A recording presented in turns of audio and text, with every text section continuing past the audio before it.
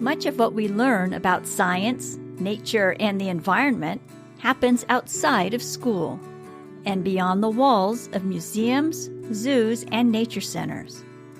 I have worked as an independent environmental professional for many years and know there are others like me who interact with the public in communities worldwide. On the Talaterra podcast, we discover who these professionals are, what they do, and how they create change. Why do I focus on independent professionals? I focus on them because they move freely through communities. They move freely between schools, organizations, businesses, programs, and other informal learning environments. They are positioned to meet the public where they are, and this is powerful. Thank you for joining us today. I'm your host, Tania Marien. Today, my guest is Jerry Willenbring. Jerry is a community organizer, teacher, and guide. He is also a physicist and an electrical engineer who has taken on Electrifying California. Literally. In 2020, Jerry formed Electrify California, a nonprofit that provides education and resources to help guide the transition from fossil fuels to clean energy.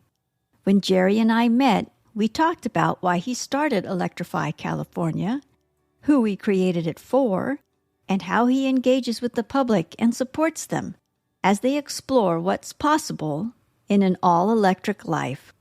Let's join the conversation.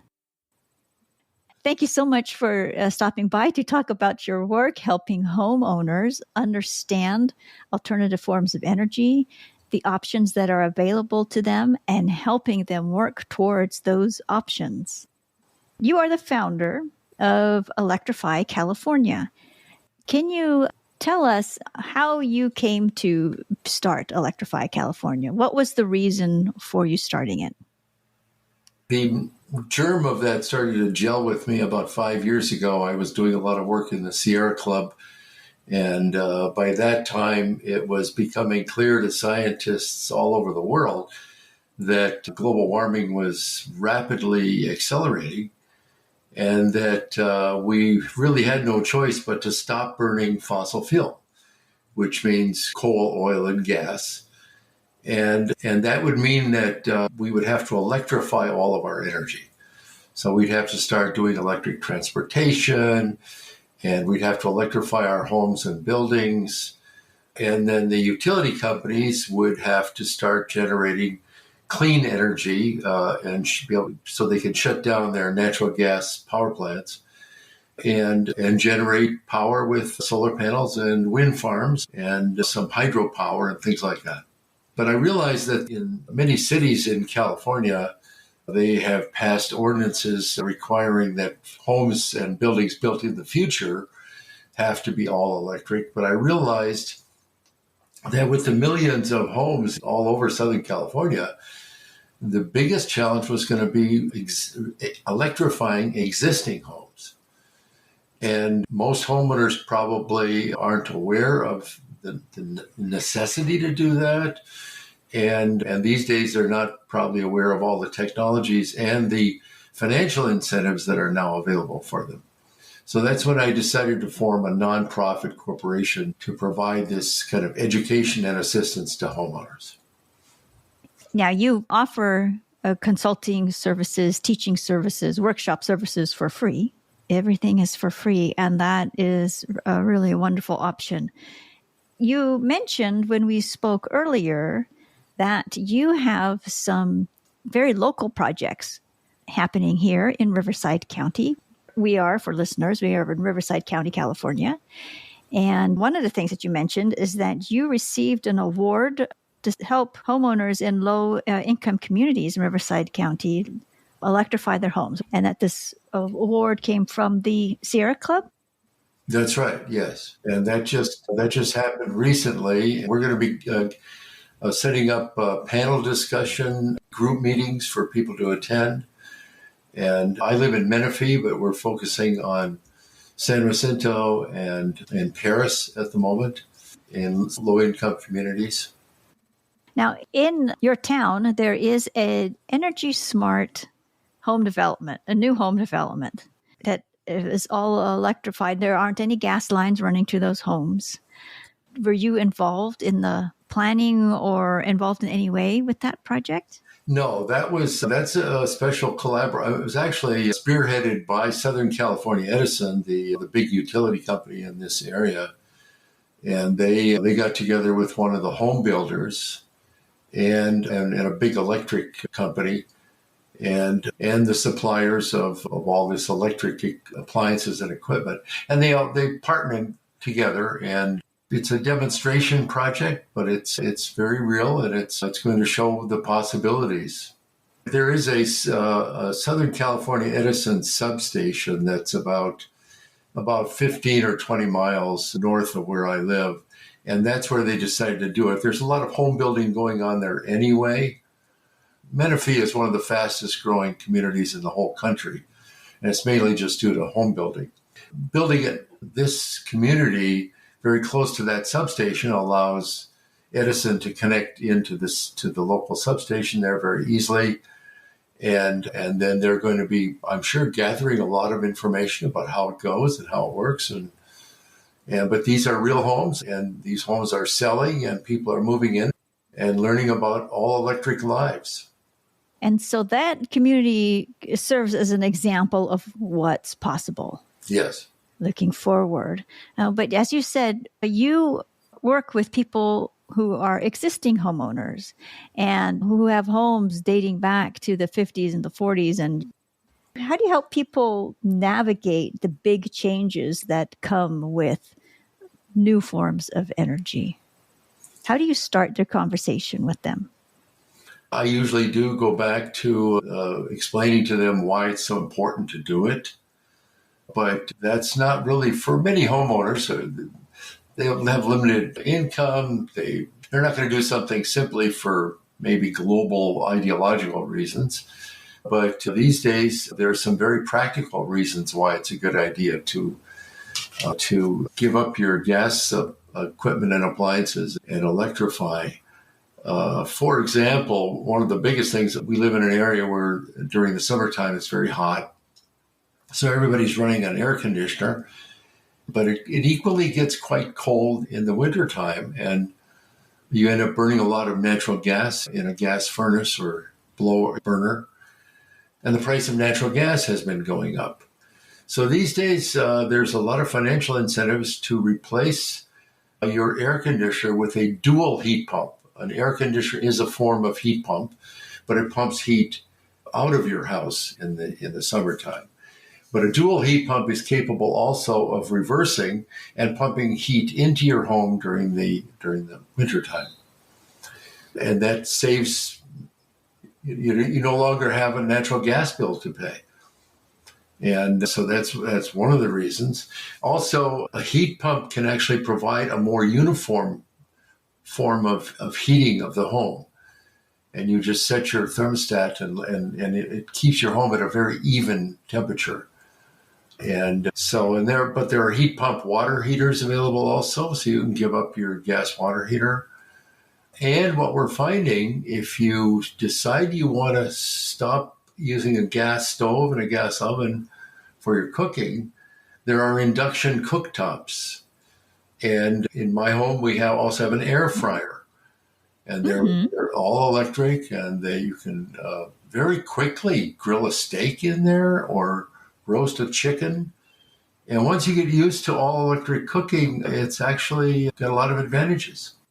The other major thing, of course, is that we're all going to get used to adopting electric cars and trucks instead of driving our gas guzzlers. And so that will require installing chargers in your garage or in your driveway. And you'll be using some additional electricity, but you won't have a gas bill. And once you go to electric vehicles, the maintenance on those saves you a lot of money. You don't have to do oil changes. You don't have to do tune-ups and replace spark plugs or any of that sort of thing. And so electric vehicles are quiet and fun to drive. So once you get used to the idea of electrifying your life, there are a lot of advantages. And with the Federal Inflation Reduction Act that was passed just a few months ago, and the tax credits that are available there, and the rebates that are coming from the state of California after the first of the year, it's really quite affordable. And so it can save you money and has a lot of advantages once you get used to it. What reactions have people had? The people who go to your talks and your presentations, they want to learn about this. They opt in and they want to learn more about what they can do at home and are curious about all of the new technology. But people who are just catching glimpses of stories in the news or around them or on the radio, what have you found that their reaction tends to be? They're very curious. They have lots of questions. Mm-hmm. So when we do a panel discussion meeting, we have on the panel a heating ventilation, HVAC expert who's very knowledgeable about heat pumps. We have an electrical contractor because there's electrical work to do with your electrical panel and with some additional wiring in the house. And so they're capable of answering all these kinds of questions that people have because they're unfamiliar with a lot of these things. One of the HVAC experts that we use is not only an expert on heat pumps, but his own house is all electric. So he's a good person who can tell people how comfortable it is, what the advantages are. And then I focus a lot on the financial advantages because people want to know. That's the other thing. They're very curious. Well, what's all this going to cost? How can I afford it? And fortunately, there are a lot of good answers to that question now. There's tax credits and rebates that includes assistance for insulating your home, putting in new windows, because that's one way you can make your house more comfortable is to put insulation in if you don't have it already. And we usually include an expert on electric vehicles who drives an electric vehicle and can talk about how enjoyable that is and the advantages of having a very quiet vehicle that you don't have to bring to the garage for repairs all the time. And then typically people will say, I'm going to go home and really think about this. And then I try to do follow-ups with some of them who are interested in the details of moving forward on at least part of the program. I like that approach, to have a panel discussion with all of the contractors and the types of service people that homeowners would have to interact with. That's right. And there are details like even if you install a new air conditioner in your house because your old one went out, it has to be permitted by the city. It has to go through the permit process. And it has to anytime you do any kind of electrical work, your local utility company has to be notified. And you have to get their permission, and that requires them to come out and inspect the work that was done. But a good contractor will handle all those for a homeowner. But the other thing that I do when I provide general information to people is tell them not all HVAC contractors are the same. Some of them don't know very much about new heat pumps. So I give them some information about some contractors that are not only reasonably priced, but can provide all this information and the confidence that they know how to install a heat pump properly, for example. So let's say you have a 1,500 square foot home. How many heat pumps are required? A 1,500 square foot home probably needs about a 3-ton, or probably has already about a 3-ton air conditioner. And so if you're going to replace that with a dual heat pump, you would also use a 3-ton unit probably. And then the quality and efficiency of modern heat pumps is quite a bit better than it used to be. Efficiency meaning it uses less electricity to provide the performance you need. And the tax credits and the rebates are also higher for high efficiency units. Once you get a good contractor in your home that shows you how it's going to be installed and what the work they're going to do, you very quickly lose your anxiety And then you can go these days, it was not true 2 or 3 years ago, but now you can go to Home Depot or Lowe's and you can find, there certainly are electric water heaters, but they're electric resistance water heaters. Yeah, there are heat pump ones that they can order, and they are available in warehouses these days that are much more efficient. So they use a lot of less electricity. Because once you start using more electricity, you will get a higher electric bill. And so you need to take that into account as well. Now, you've shared that you began to study climate change, you've also done solar energy consulting, and about 10 years ago, you started to study climate change, and you were drawing from your experiences as a physicist. You are a physicist. You have your PhD in physics and electrical engineering from the University of Minnesota. And as you started to study the science of climate change, you were drawing from that background. How much change have you seen over the years? Not just since your most recent 5-10 years, but when you were in school and when you were in other industries prior to what you were doing now. How much change have you seen in this sector? When I go back to the early days when I was studying at the University of Minnesota, climate change as a serious issue was not even on the radar at all. As a physicist, I studied the greenhouse effect, which is what is causing the global warming. The carbon dioxide that's in the atmosphere, it's called a greenhouse gas, and it acts in the same way as glass in a greenhouse. The sun's rays that come in the visible green, red, and yellow, they pass through the atmosphere, but when they hit the earth, they warm the earth. And then, it re-radiates, but it's in the infrared. And that infrared energy that radiation cannot pass back out of the atmosphere because it's absorbed by the carbon dioxide in the atmosphere. And that's called the greenhouse effect. And it's exactly the same as the glass in a greenhouse. That was one of the things I studied as a young physicist. But in those days, nobody was really, I won't say no one, it turns out that the Exxon Corporation, their scientists who were very aware of all of the physics involved in atmospheric science, they actually published a report that was internal to the board of directors and the management at Exxon, but that very accurately predicted, because they knew, being an oil company, just what the rate of growth of burning of oil and gas was. And they accurately predicted just the dilemma that we're in right now. I wasn't aware of that at the time, but that's what it turns out. There is a copy of the Exxon memo in the Carbon Almanac. Yeah, it is very interesting. When it comes to the topic of climate change or to the topic of alternative forms of energy, what is the most common misconception that you encounter when you speak with the public? Until very recently, and even this year with the record heat waves all over the world, a few years ago when I was giving talks to the Sierra Club about the science and all of this, most people were just dumbfounded. You're really serious about this? Are you sure that the science is accurate? And that in media, all over the world these days, and people who are climate deniers, they call them, people who just say, there's always periodic heat waves and cold waves, but that's always been true. It's just wait and it'll cool back down again. And there's still a lot of skepticism about that.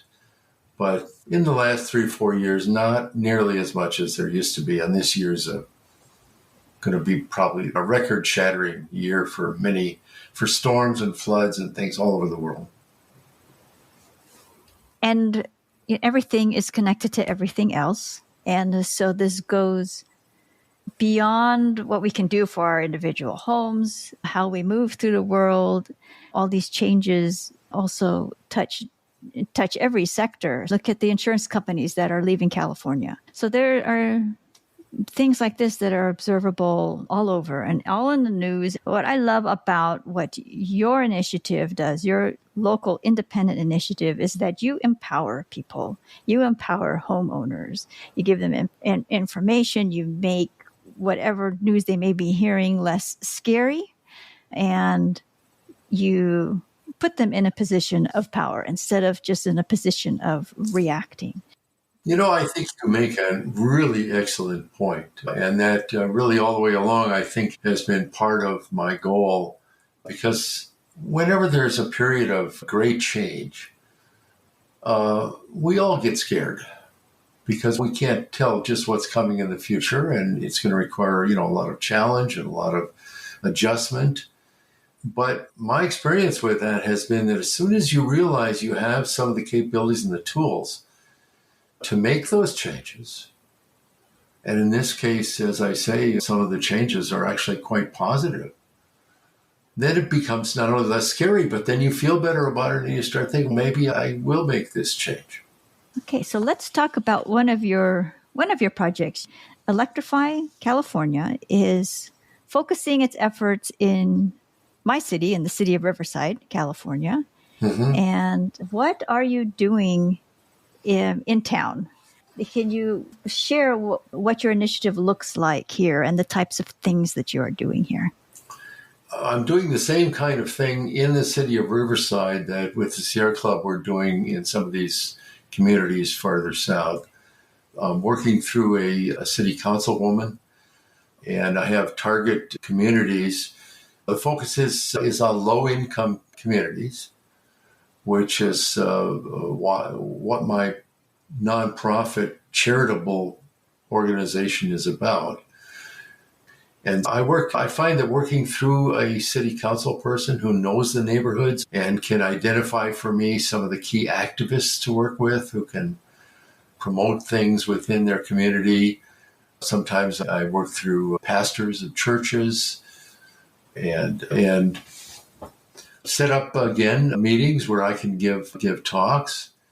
And certainly the idea of having panel discussions is also something that could be done in the city of Riverside as well. And one of the things another really good thing about Riverside is you're not dependent on Southern California Edison the way we are further down south. Riverside Utilities is an independent utility company. You generate your own electricity in Riverside. And the city of Riverside, including Riverside Utilities, is very encouraging of electrification. And it's all over their website. They have some financial incentives. And the city council last year passed a very advanced climate action plan for the city. So actually, the city of Riverside may be quite different from in the southern part of Riverside County where I am, which tends to be politically conservative, is more of a mixed community and actually a lot of people who are liberal-minded about things and want to learn new things. So the listeners of this podcast, a lot of them have their own independent initiative. Community engagement is a lot of work. It doesn't happen easily. How did you come to work with council people and with local organizations? How did you figure that out after you formed Electrify California? Yeah, the most difficult thing, if I'm focusing on a community of, say, 1,000 homes or something, is how do I get to the homeowners? And I have explored, 6, 8 different kinds of ways of going about that. It included even some ideas of simply preparing some flyers and distributing them around to people's front doors. And one of the nice things is some of the organizations I work with have fairly extensive email databases of citizens. The Sierra Club, 350.org, Riverside, and other organizations like that. But I have found that it really works best to work through. There's usually, particularly during periods of change, but also just in general when in communities, there's some leaders who are just kind of natural leaders. And oftentimes I find that city council people are leaders like that. They want to see positive change in their communities. And there's always a coterie of activists in every community who are forward-looking and open-minded. And when I start working through one of those, I'm working, for example, in the city of San Jacinto right now with a city councilman who is probably one of the most dynamic and powerful kinds of personalities I've ever seen in my life. I just met with him the other day. He's getting ready to run for Congress. After I talked with him, he said, I know exactly what you want to do. I'm going to get it arranged for you. He's a pastor. He says, I'll get you a nice big venue in one of the churches. He says, I know all the people. I'll guarantee I'll get you a minimum of 100 people to show up to a panel discussion. So there's always powerful people like that are really interested in their communities. They're passionate about it. But that's always my highest priority now, is to find these leaders and activists. Do you speak with teachers as well and do educational events, STEM events, STEAM events? I live very close to Mount San Jacinto College in Menifee here. My experience with that is that it's of limited utility. I can always get educators who are interested in, for example, saying, how would you like to come to one of my classes and give a short talk or something? But educating and college students or high school students, they're very curious, they're very interested, and they're the leaders of the future. But I need to get to the people who own a home, they have a low to moderate income, the spouses drive a car every day back and forth to work. They are responsible, they pay their taxes, but they don't know much about this and they're not necessarily tuned into it. They may come home at night and watch TV just to relax, but that doesn't mean they're going to particularly be interested in something that's kind of weighty like climate change or heat pumps or something boring like that. And so I usually have to find a way to stimulate people's interest. How do you do that? When you write your flyers and in your invitations, what do you use that might catch people's attention? Yeah, I do always talk about the importance of it, but more than that, I talk about the advantages of electrification. Here we're at a time in history that not only is electrification necessary and a very good idea, but our lives are going to be better. This is a great leap forward in technology. Just the period of the growth of cell phones and the internet has changed everything in the world. Electrification of energy is going to change everybody's lives. Electric vehicles are going to be easier to drive. They're going to be less expensive to maintain. Even I can mention that if you stop burning natural gas in your home, the air in your home is cleaner. You may not know it, but you're breathing small amounts of methane or carbon monoxide, and that has ill health effects over time. And once people learn a little bit about that and that electrification is not painful, the technology is there, it's advanced technology that improves their lives, and there's plenty of financial incentives around to make it affordable. And so that's my pitch, but I have to get in front of people to be able to make that argument. And so you make yet another good point. You have to be in front of people to do what you do, because when people hear electric, they think cars. There's plenty of car commercials there. Rooftop solar. Okay, and rooftop solar system. Yeah. Okay, yeah. And so what do you think needs to be done to put all of these other elements in front of the public? So I have here, heat pumps, induction ranges, right, home storage batteries. Should there be commercial campaigns? What is it? Lots of publicity, but these days there was a time in the past when I was very young, when you would put a big article in the newspaper, but nobody reads that anymore. So you have to do it through the media that people use today. The Sierra Club work that I'm doing here, I'm not an expert on social media, but one of my colleagues is, and she's going to be educating people and instituting a campaign through Facebook and Instagram.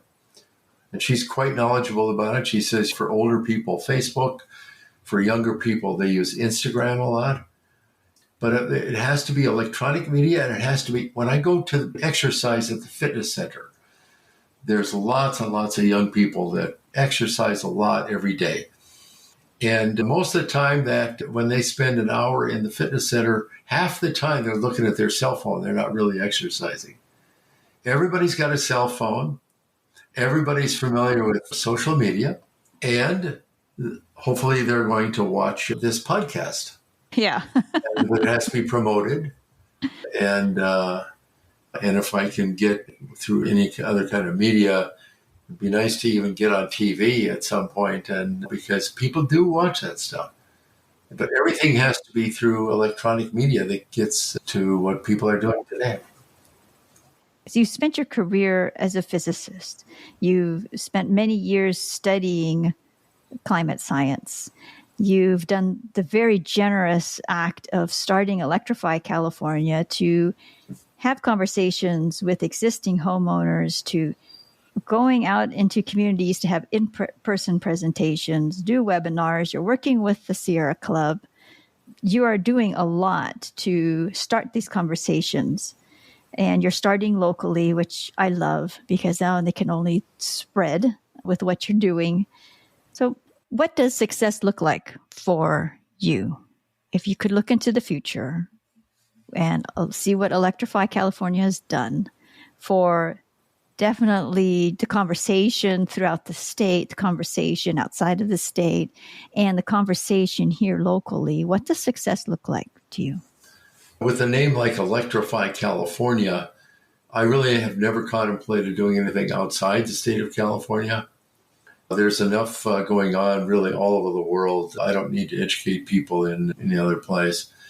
But I would like to consider expanding this kind of work aimed directly at individual homeowners to communities in, for example, Orange County in LA, San Bernardino County, and other areas. And really, that's a big enough project for me to work on for the next several years.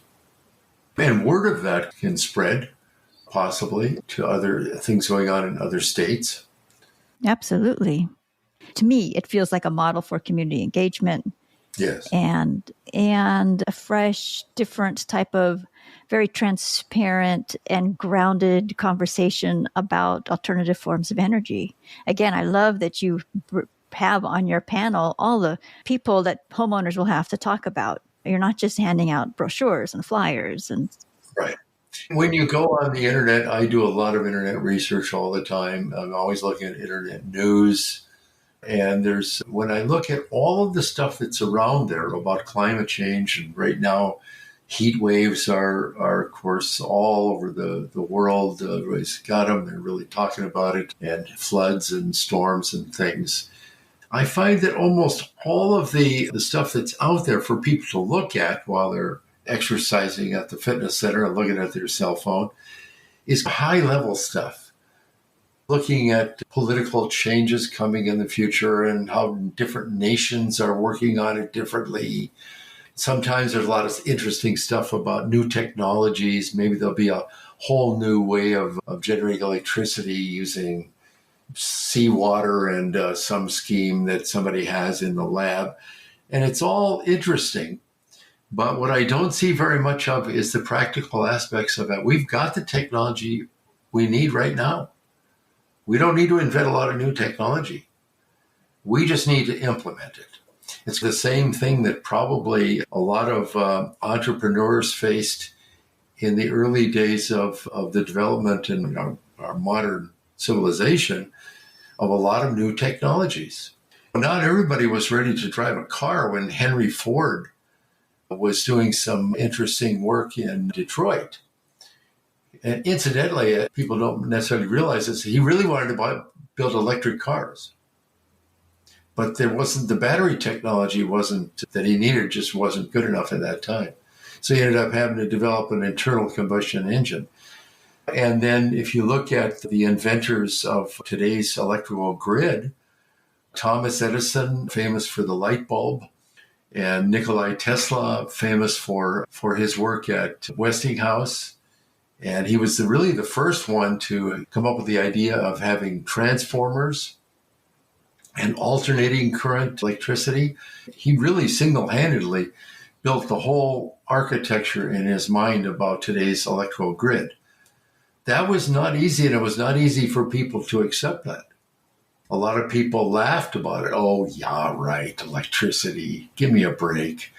But anytime we have, if you look at any period in the development of modern civilization, particularly maybe the last 150 years, it's come in waves. And it's always been led by a few forward-looking people who say, come on, let's go. This is the way to go. And there were a lot of obstacles, but eventually people's lives were changed dramatically over a period of maybe only 10 or 20 years. This is another one of these periods, only this one is the biggest change that we humans have ever anticipated or considered, because it has to be totally global. It's not going to do any good for us to stop burning natural gas if they're burning it in China or India or somewhere else. It has to be global. And because of the rate at which we've been burning fossil fuel and the rate at which climate change is starting to happen, and the possibility of these synergistic effects that could keep making it worse and worse, this all has to be done in the next 10 or 20 years.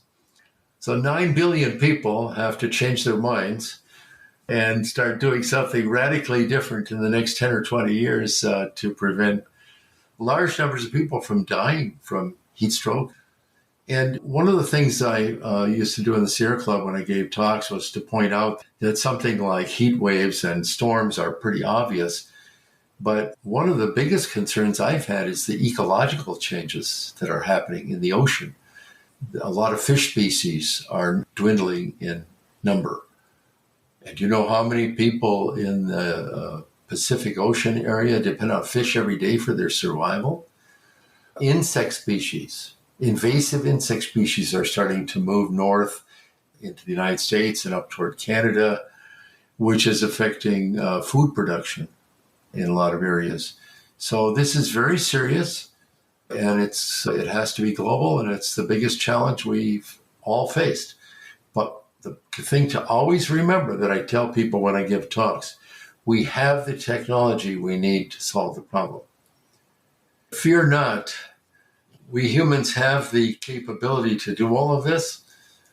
We have the technology, and we don't have to fear the future. Was it Franklin Roosevelt who famously said, the only thing we have to fear is fear itself? And it's the same as that. We can, incidentally, you talk about a leader during the 1930s when the United States was in the middle of a Great Depression. And what did he do? He spent a lot of money on new products, new technology, new projects, built hydroelectric dams, and he was aware of the idea that we could electrify cities and states all over the country by building a big electrical grid. He was the one who first got that really going back in the 1930s. All right. So I have a new project for you. What's next for you? Write about the history of the key people in the energy sector who set the foundations for today. That is an excellent idea. Yeah, good. Then when you go on your book tour, you come back here.